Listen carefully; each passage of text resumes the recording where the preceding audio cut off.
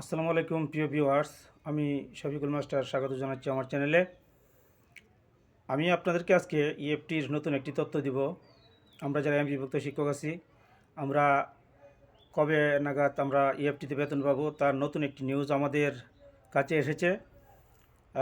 ইএমআইসেল এই তথ্যটি আমাদেরকে জানিয়েছেন, অর্থাৎ আমরা দি ডেইলি ক্যাম্পাস পত্রিকার মাধ্যমে আমরা এই তথ্যগুলো জানতে পেরেছি। আমি আশা করব আপনারা আমার সম্পূর্ণ ভিডিওটি না টেনে দেখবেন, তাহলে বুঝতে পারবেন যে আমরা আসলে কবে নাগাদ ইএফটিতে বেতন পাচ্ছি। আমরা যারা 1,89,000 শিক্ষক ইতিমধ্যেই ইএফটিতে বেতন পেয়েছি, আলহামদুলিল্লাহ, সবার প্রতি কৃতজ্ঞতা।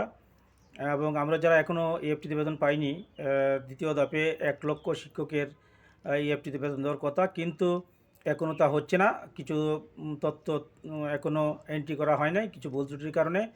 তো দি ডেইলি ক্যাম্পাস পত্রিকা আমাদেরকে জানিয়েছে যে ইএমআইএসএলের senior system analyst Khandakar Azizur Rahman the daily ক্যাম্পাসকে বলেছেন যে এই সপ্তাহে পাওয়ার আশা নাই, অর্থাৎ আজকে 16 তারিখ পাওয়ার কথা ছিল, কিন্তু এই 16 তারিখ হবে না। আগামী সপ্তাহে অর্থাৎ 19 তারিখ রবিবার থেকে এই ইএফটিতে বেতন হবে দ্বিতীয় শিফটে। তো এই ব্যাপারে বলেছেন যে 19 তারিখের পর থেকেই আপনারা SMS পাবেন, সে কথাই তিনি বলেছেন।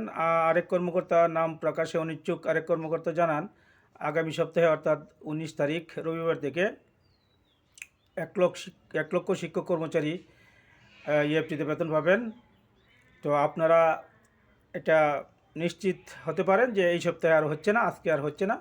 আগামী সপ্তাহে অর্থাৎ 19 তারিখের পর থেকে ইএফটিতে বেতন হবে।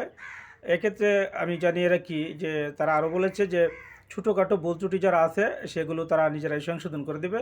সংশোধন করে ইএফটিতে দ্বিতীয় শিফটের যে 1 লক্ষ শিক্ষক কর্মচারী বেতন পাবেন তাদেরকে দেওয়া হবে।